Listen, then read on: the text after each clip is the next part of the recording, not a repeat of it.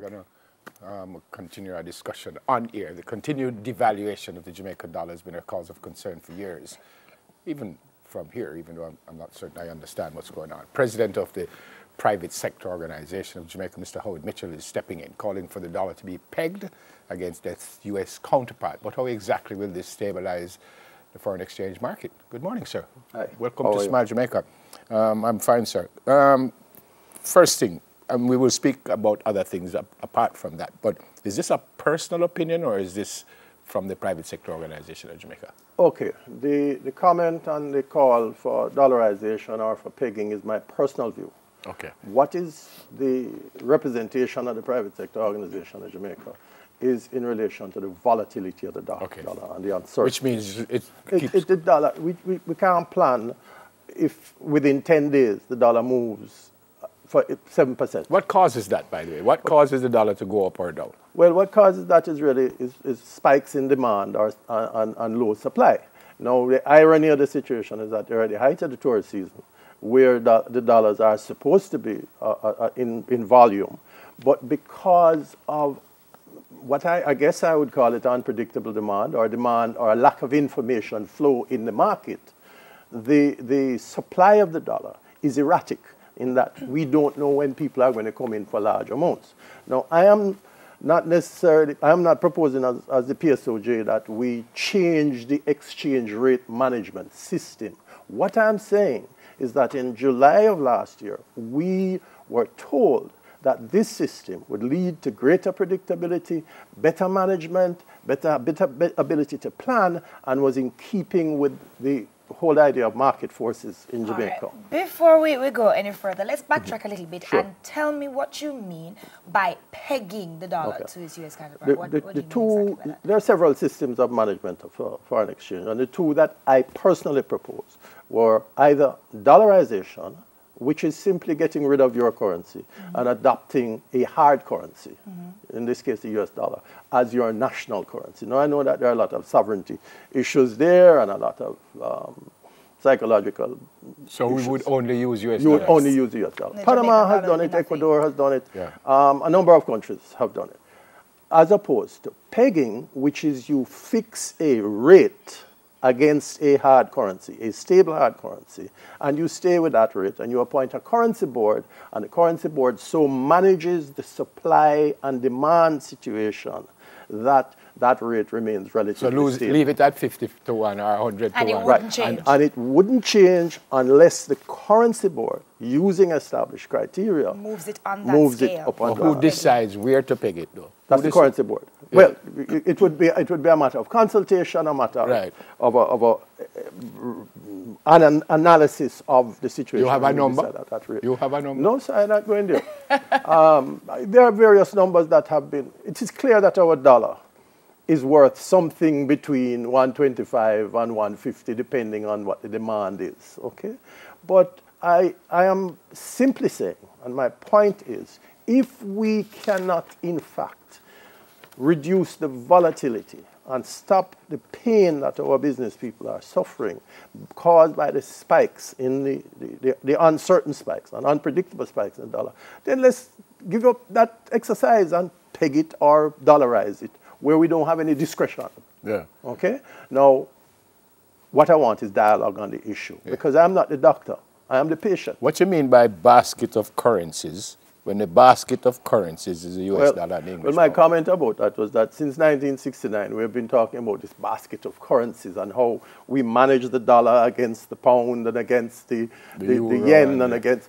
The fact is that the majority of our purchases, the majority of our trading is with the already US dollar or with countries who accept the US dollar, right? So let's cut out the fiction Real and deal with estate, the reality. people are renting in U.S. The dollars. reality is, when I was in Montego Bay when I made the speech, the menus are priced in US dollars, right?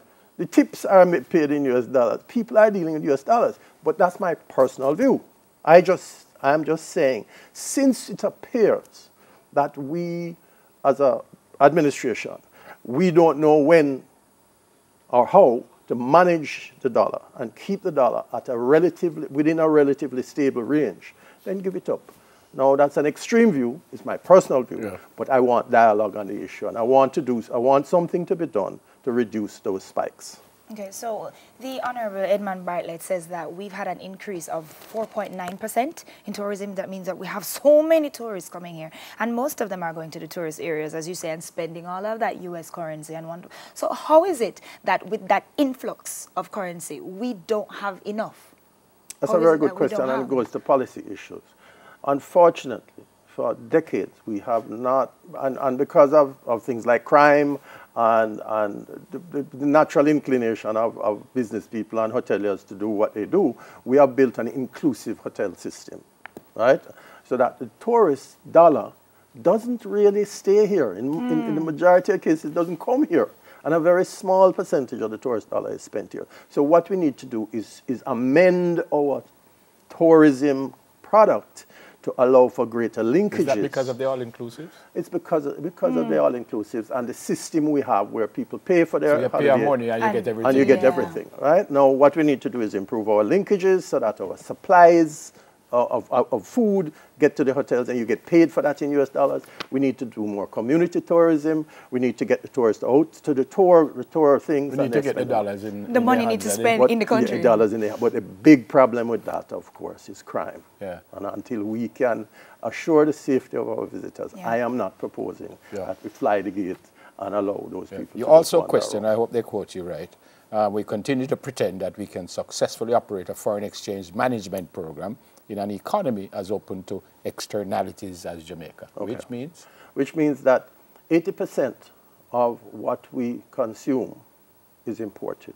Our cultural consumption habits are wrong. And that's what leadership is supposed to speak to. That's one. Two, we have successfully promoted foreign direct investment.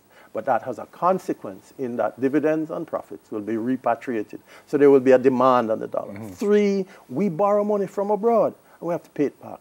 And four, in terms of our manufacturing or the raw material that we bring in Jamaica, regrettably, we have not deepened our manufacturing process. So what we do is assemble.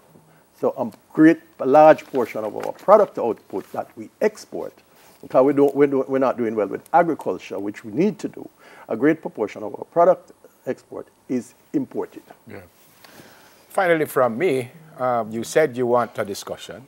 Who you think listening to you, and who you want to talk to? Because, you know, and I hear what you say. I actually agree with you. But then you hear the economy is this, and we're doing well here, and we're doing fantastic that, and somebody might say, "Man, you're just miserable, man. Things look good." Well, the fact is I am miserable, okay? And let me tell you why I'm miserable. The economy is doing well. Things are progressing. The government, successive administrations have done very well with fiscal reform.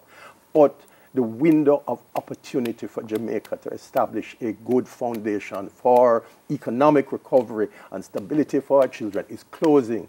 We have a global cycle that is narrowing, and we need to move fast. So I'm a perfectionist, and I think we need to do more. Yeah. We need to stop wasting time with non-essentials. Yeah. Who I want the dialogue with? Well, I'm getting some dialogue. The Minister of Finance has been responsive, and the private sector groups are putting together a committee, unfortunate word, to meet, and let us see if we can address this problem together. And that is the I did say final question, but do you think it will be pegged? Pardon me? I did say final question, but no, the final one I know it. Do you think it will be pegged? No, I don't think. I don't think that it will be. I don't think that our attitude at present will allow that.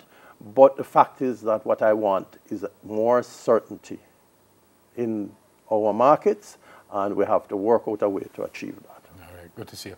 Thank you. Kind of miserable for Tuesday. But it's my friend, President of the Private Sector Organization of Jamaica, Mr. Howard Mitchell. Stay with us, guys. We've got international speaker Dr. Eddie Connor to tell us why he's in Jamaica.